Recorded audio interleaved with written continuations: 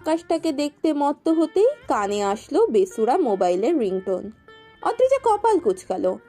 রাত 11টা কি 11:30 বাজে।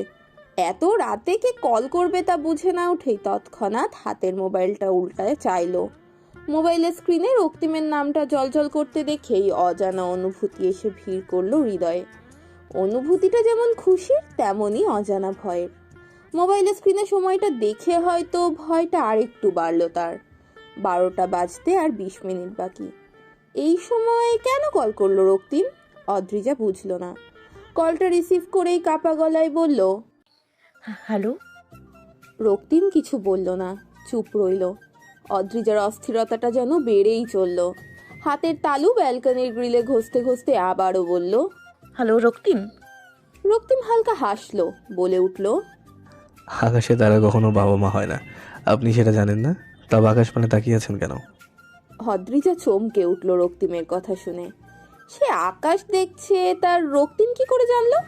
ব্যালকনির গ্রিলে ভেদ করে আশেপাশে তাকাতেই রাস্তার ওপাশটায় বাইকে হেলান দিয়ে দাঁড়ানো রক্তিমকে দেখেই শিউরে উঠল মুহূর্তেই। লম্বা চওড়া সাদা ধপধপে শরীরে ব্ল্যাক শার্ট, গুটানো হাতা, ব্ল্যাক জিন্স। মোবাইল কানে রেখে তার দিকে তাকিয়ে আছে ঘোর লাগানো চাহনিতে। সেই চাহনিতেই যেন নড়বড়ে হয়ে গেল অদ্রিজার ভেতরটা। অস্বস্তিতে হাঁসফাঁস করেই বলে উঠল সে, আপনি আমার বাসার সামনে রক্তিম? রক্তিম ঠোঁট বাঁকিয়ে হাসলো। অদ্রিজার দিকে সে ঠিক সেভাবেই তাকিয়ে রইল সে। ভ্রু উঁচিয়ে বলল, তো অদ্রিজা কি বলবে বুঝে পেল না। রক্তিমের হাসি আর তাকানো দেখেই লজ্জায় মিয়ে এলো যেন সে। মুহূর্তেই বোধগম্য হলো রক্তিম নামক পুরুষটাকে দেখে সে লজ্জা পাচ্ছে। মুখ নামিয়ে মোবাইলটা কানে রেখেই লজ্জা ভাবটাকে লুকাতে কঠিন গলায় বলল, তো মানে এত রাতে আপনি আমার বাসার সামনে আসবেনই বা কেন? মানুষজন দেখলে কি ভাববে? এই পাড়ায় নতুন আমরা। একটা বিবাহিত মেয়ে রাত বিরতে বেলকুনিতে এসে কোনো ছেলের সাথে প্রেম বিনিময় করছে, বিষয়টা মোটেই ভালো দেখায় না। রক্তিমের তেমন একটা ভাবাবেগ হলো না, বরং অদ্রিজাকে আরো লজ্জায় ফেলতেই মুখে অন্যরকম দুষ্টুমি মাখা হাসি ফোটালো সে। ঠোঁট কামড়ে চোখ মুখের চাহনি অন্যরকম করেই অদ্রিজার দিকে তাকিয়ে রইল এক দৃষ্টিতে।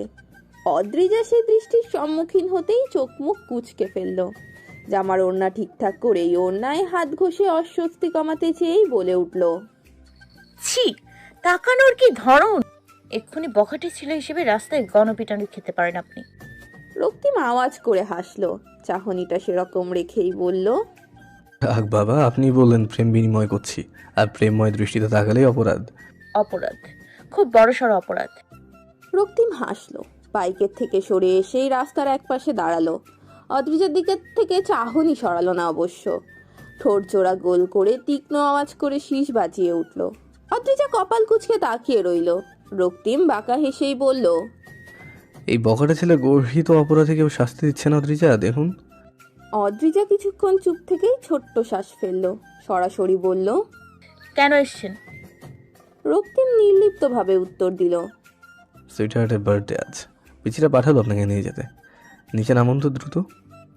রক্তিমের কথাগুলো শুনেই এতক্ষণের স্বচ্ছ সুন্দর অনুভূতি, শিহরণ সবটাই মুহূর্তে রূপান্তরিত হলো বিশ্রী রাগ আর ক্ষোভে। রক্তিমের মুখপানে এক নজর চাইতেই রক্তিম মুচকি হাসলো, বলল, এভাবে তাকালে ভয় পাবো অদ্রিজা।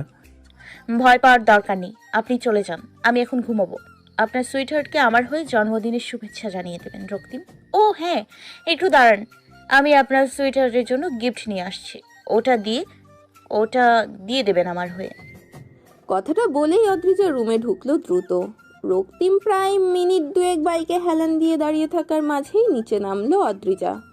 রক্তিমের সামনে গিয়েই একটা তরতাজা গোলাপ আর একটা বক্স ধরিয়ে দিয়েই বলে উঠল, আমার সুইটহার্টের জন্য উপহার দিয়ে দেবেন, বাই। কথাগুলো বলে অদ্রিজা পেছন দিকে পা বাড়াতে নিলেই রক্তিম তার বাঁ হাতটা ধরে হ্যাচকা টান দিল। বাইকের পেছনে বসিয়ে দিয়েই নিজেও বসে পড়লো সামনে। বাইক চালানো স্টার্ট করার আগেই আয়নায় এক নজর চাইলো অদ্রিজার দিকে, বাঁকা হেসে বলল, আমায় ধরে বসুন, পরে পড়ে টরে গেলে জানা নেই। অদ্রিজা রক্তিমকে ধরে বসলো না, ছটফট করে উঠে যেতে নিলেই রক্তিম বাইক চালানো শুরু করলো। অদ্রিজা হুড়মুড় করে টাল সামলাতে না পেরেই রক্তিমের পিঠের শার্টটা খামচে ধরলো। রক্তিম বাঁকা হাসলো, মৃদু কণ্ঠে বলল, প্রথমেই বলেছিলাম। জায়গাটা বিশাল, খালি মাঠ, পাশেই রাস্তা।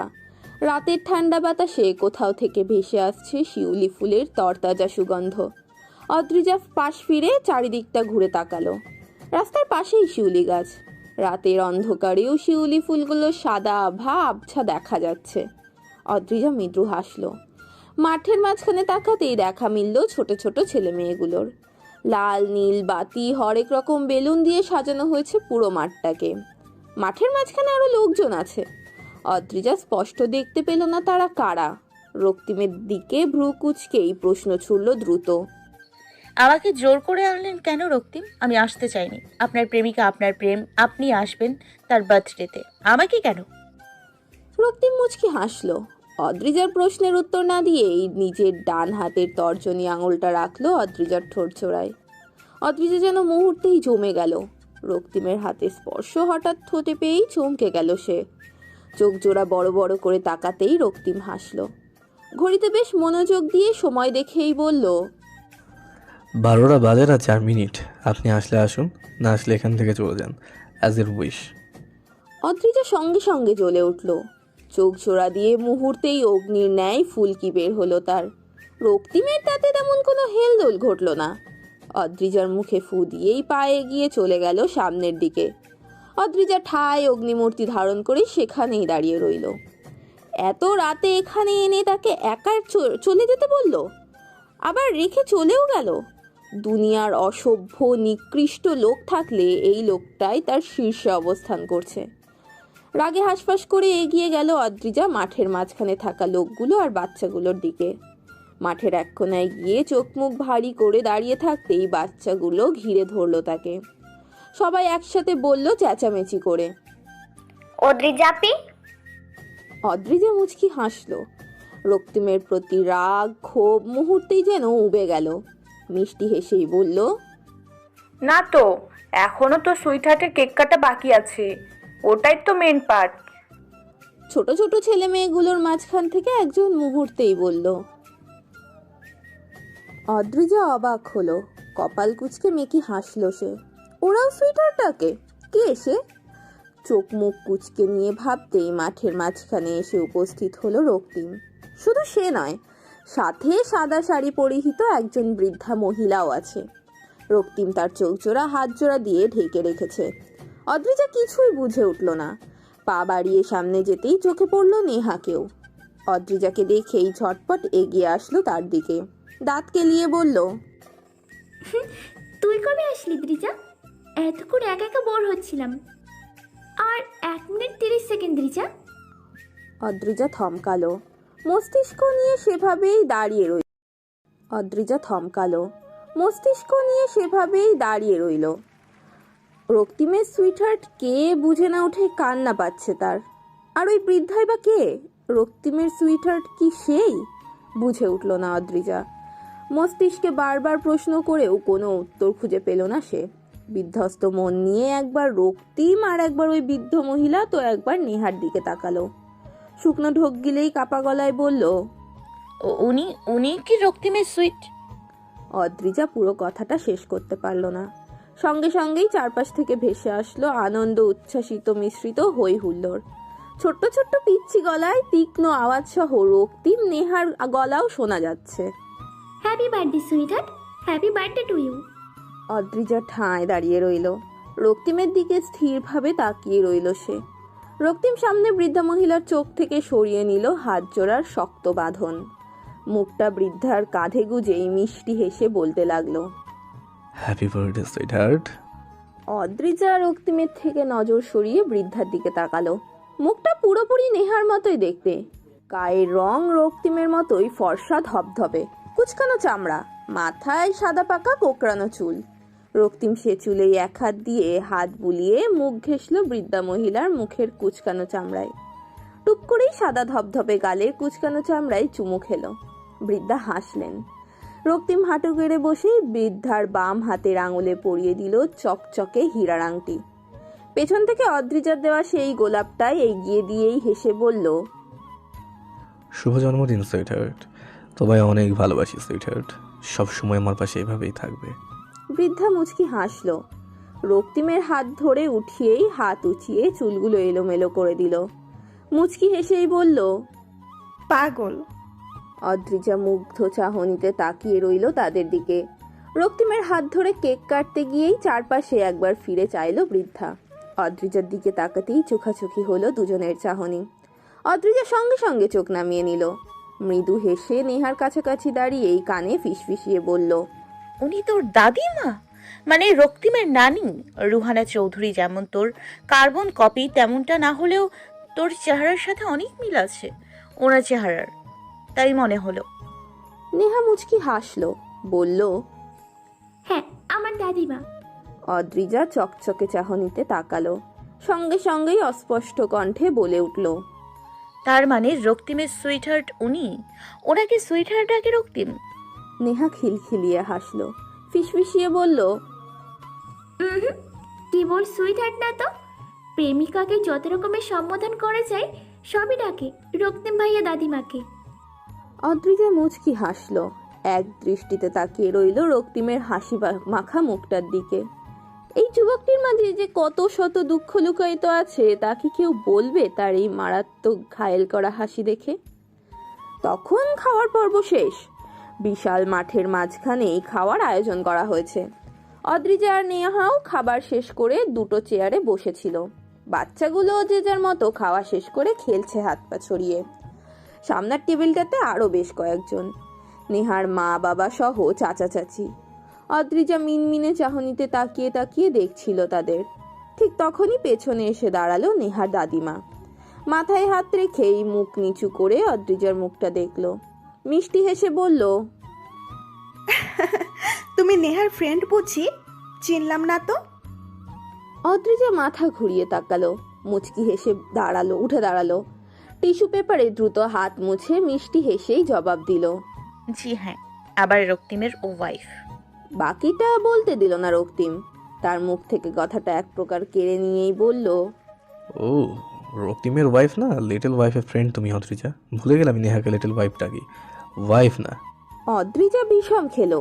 রক্তিমকে গিরগিটির মতো রং বদলাতে দেখে বিস্ময়ে চোখ মুখ চকচক করে উঠল তার। রক্তিমের মুখ থেকে তুমি ডাকটা শুনে আরো বিস্ময় খেয়ে গেল যেন চোখ মুখ। হালকা কেশে অস্ফুট স্বরে বলল, জি। রক্তিম অদ্রিজার দিকে তাকিয়েই বাঁকা হাসলো। নিজের নানিকে কিছু একটা বুঝিয়েই অন্য পাশে পাঠিয়ে দিল। অদ্রিজা হতবিহ্বল চাহনি নিয়ে তার দিকে তাকিয়ে থাকার মাঝেই ডান হাতটা চেপে ধরে হ্যাচকা টানে সরিয়ে নিয়ে গেল অন্যদিকে। পেছনে কোনো গাছের সাথে হাত জোড়া চেপে ধরেই দাঁতে দাঁত চেপে বলে উঠল, সুইটহার্টের সামনে আপনাকে আমার ওয়াইফ হিসেবে পরিচয় দিয়েছিলেন কোন সাহস অদ্রিজা? আমার আর আপনার সম্পর্কটা শুধুমাত্র 1 মাসের সম্পর্ক। মিস্টার মাহমুদের সাথে চুক্তি করেই বিয়েটা করেছিলাম। আপনি যেমন আপনার বাবার ঋণ বা পাওনা মেটানোর জন্য বিয়ে করেছেন, তেমনি আমিও এই যে বিশাল জায়গাটা দেখছেন, এই জায়গাটার জন্যই চুক্তি করে আপনাকে বিয়ে করেছি। শুধু এইটুকুই। সুইটহার্ট এই বিষয়ে কিছু জানে না, আমি চাই না জানুক। আপনিও কিছু বলবেন না। আপনার চুক্তি তো মিটে গিয়েছে, এবার আমার চুক্তিটাও মিটে যাওয়ার অপেক্ষা। তারপর সবটা শেষ, আর কিছুই থাকবে না আমাদের মাঝে। Mind it. অদ্রিজার চোখ জোড়া টলমল করে উঠল। নিজের এতটা কাছে রক্তিম, অথচ রক্তিমের দিকে তাকাতে ইচ্ছে করছে না তার। কান্না আসছে চোখ জুড়ে। এই যুবকটিকে কি সত্যিই তবে ভালোবেসে ফেললো সে? না হলে এতটা কষ্ট কেন হয়? কেন এত অস্থিরতা তার জন্য? একবার যদি সবকিছু ভুলে বলে দেয় ভালোবাসি, রক্তিম কি মেনে নেবে এই সম্পর্কটা, নাকি ফিরিয়ে দেবে? রাত তখন প্রায় 1টা কি 2টো। শুনশান নীরবতা চারিদিকে। দূরে কোথাও গাড়ির অল্প আওয়াজ এসে কানে লাগছে। অদ্রিজা টলমল চোখ জোড়া নিয়েই ওই বিশাল মাঠটা থেকে বেরিয়ে আসলো। গভীর রাতে নীরব রাস্তায় হেঁটে চলতেই অজানা ভয় এসে ঘিরে ধরল মনকে। ল্যাম্পপোস্টের আলোতে রাস্তায় নিজের ছায়াটা চোখে পড়ল কেবল, আর কেউ নেই কোথাও। ভয়ে ক্রমশ জমে গেল সে। শুকনো ঢোক গিলে এদিক ওদিক তাকালো, না, কেউ নেই। তার বাসা থেকে রক্তিমের বাইকে করে এখানে আসতে 10 মিনিটের মতো সময় লেগেছে। তার মানে হেঁটে গেলে 20 কি 25 মিনিটের পথ হবে। কিন্তু এই নীরব অন্ধকার রাতের রাস্তায় আদেও কি একা একা যাওয়া উচিত তার? তীক্ষ্ণ মস্তিষ্ক সঙ্গে সঙ্গেই জবাব দিল, হ্যাঁ উচিত। রক্তিমের কাছে যদি তুমি কিছু নাই হও তবে তার সাথে বাসায় যাওয়াটাও অন্যায়, চরম অন্যায়। অদ্রিজা রাগে জল করে আশেপাশে চাইল। টলমল করা লাল টকটকে চোখ যেন রক্তিমকে এক্ষুনি পেলে শেষ করে ফেলতো, ভস্ম করে দিত তার শরীর মন। অদ্রিজা হাঁসফাঁস করলো। দ্রুত পা বাড়িয়ে কয়েক মিনিট পথ এগিয়ে যেতেই কিছুটা দূরে দেখা মিলল চারটে ছেলের। টলতে টলতে হাঁটছে। বয়স হয়তো 20 কি 21 বছরই হবে। অদ্রিজা ভীত চাহনি নিয়েই তাকালো। হৃদয়ের ভেতর অদ্ভুত ভয় জেগে উঠল মুহূর্তেই। শুকনো ঢোক গিলে ভীত চাহনি নিয়ে আশেপাশে তাকিয়েই দ্রুত পায়ে হাঁটতে লাগলো সে। ছেলেগুলোকে পাশ কাটিয়ে যেতে যাবে ঠিক তখনই তাদের মধ্যে থাকা একজন বলে উঠল, বাহ, এত রাতে মাইয়া মানুষ, এত রাতে রাস্তায় কেন তুমি ললনা? অদ্রিজার ভীত চাহনি এবার আরও তীক্ষ্ণ হলো। অজানা ভয় হাত পা কাঁপতে লাগলো তার। ছেলেটার কথাকে কোনো রকম পাত্তা না দিয়ে ধুকপুক করা হৃদয় নিয়ে হাঁটতে লাগলো অদ্রিজা। কিন্তু রক্ষা হলো না। ওই 4 জন ছেলে এসে ঘিরে ধরলো তার চারপাশটা। চোখে মুখে বিশ্রী অঙ্গভঙ্গি করে তারই মধ্যে একজন বলে উঠল, কি মামনি, কোথায় যাও? অদ্রিজা মিনমিনে চোখ মুখ তুলে তাকালো ছেলেটার দিকে। ভয়ে হাত পা কাঁপছে তার। চারপাশে শীত ভাব থাকলেও ঘামে হাত পা ভিজে উঠল। কপালে ঘামে চুপসে লেপটে গেল ছোট ছোট চুলগুলো। অদ্রিজা কিছু বলল না ছেলেটার কথার বিনিময়ে। চোখ মুখ কালো করে তাকিয়ে রইল। তা দেখেই হয়তো সামনের ছেলেগুলোর সাহস চওড়া হলো। একজন তার বাম হাতটা ফট করেই ধরে বসলো। অদ্রিজা তৎক্ষণাৎ হাত ছাড়িয়ে নিয়ে অন্য হাত দিয়ে ছেলেটার স্পর্শ মুছে ফেলতে ঘষতে লাগলো। কাপা গলায় বলল, একদম না, একদম টাচ করবেন না। ছেলেগুলো তার কথাটা তেমনভাবে নিল বলে মনে হলো না। মুখে বিশ্রী হাসি ঝুলিয়েই প্রথম জন বলল, টাচ করবো না। কথাটা বলেই আবারও হাসলো সবাই আওয়াজ করে। অদ্রিজা ভয়ে ছোট ছোট চোখ করে তাকালো। বার কয়েক শুকনো ঢোক গিলেই এপাশ ওপাশ চাইল। কিছুটা দূরে সরু আলোয় ফুলকি দেখে নিজের ভেতর একটু হলেও সাহস সঞ্চয় হলো এবার। কোনোভাবে সামনের ছেলেটাকে ঠেলেই দৌড় লাগালো সামনের দিকে। বেশি দূর যাওয়া হলো না, তার আগেই সামনে এসে দাঁড়ালো একটা বাইক। অদ্রিজা হাঁপাতে হাঁপাতেই হাঁটুতে ভর দিয়ে দাঁড়ালো। বাইকের সামনের তীক্ষ্ণ আলোয় পেছনের মানুষটাকে দেখা না গেলেও ওটা যে রক্তিম তা বেশ ভালো করে বুঝতে পারছে সে। অদ্ভুতভাবে ভয়টা মুহূর্তে কেটে গেল তার। এই মানুষটার প্রতি এত কেন বিশ্বাস তার বুঝে ওঠে না সে। তবুও তাকেই মন থেকে বিশ্বাস করে সে, ভরসা করে। অদ্রিজা হাঁপাতে হাঁপাতেই রক্তিমের সামনে গিয়ে দাঁড়ালো। রক্তিম মুচকি হাসলো, মৃদু গলায় বলল, এই না হয় মিসেস রক্তিম মাহমুদ। তেজ, আত্মসম্মান এতটাই প্রখর যে মাঝরাতে এই নীরব জনশূন্য রাস্তায় বেরিয়ে পড়েছেন। আপনি এতটা নির্বোধ নন অদ্রিজা যে এইটুকু জ্ঞানও আপনার নেই। Just disgusting. অদ্রিজা ড্যাব ড্যাব করে তাকালো। রক্তিমের রাগে লাল হওয়া চেহারাটা দেখেই থমকে গেল সে। সোজা হয়ে দাঁড়িয়েই ঘন ঘন নিঃশ্বাস ফেলে হাঁপাতে লাগলো। রক্তিম এক প্রকার বিরক্তি নিয়েই বলল, এইটুকু পথ এসে আপনি হাঁপিয়ে গেলেন অদ্রিজা? অদ্রিজা টলমলে চাহনিতে তাকিয়ে রইল রক্তিমের দিকে। হাত দিয়ে ইশারা করে পেছনে দেখিয়েই কাপা কণ্ঠে বলল, রক্তিম, পেছনে কয়েকজন ছেলে আমায়। অদ্রিজাকে বাকি কথাটা না বলতে দিয়ে রক্তিম ভ্রুজোড়া কুঁচকে নিয়ে হাতের ইশারায় সেদিক পানে তাকালো। গম্ভীর গলায় বলল, বাইকে উঠুন। অদ্রিজা সেভাবেই দাঁড়িয়ে রইল। রক্তিম এবার ধমকে বলল, কথা কানে যায় না আপনার? উঠুন। অদ্রিজা এবার উঠে বসলো। ভয়ে 2 হাত দিয়ে খামচে আঁকড়ে ধরলো রক্তিমকে। মুখটা রক্তিমের পেছনে এক প্রকার লুকিয়ে রেখেই ছোট ছোট শ্বাস ফেলল। রক্তিম আগের মতোই গম্ভীর রইল।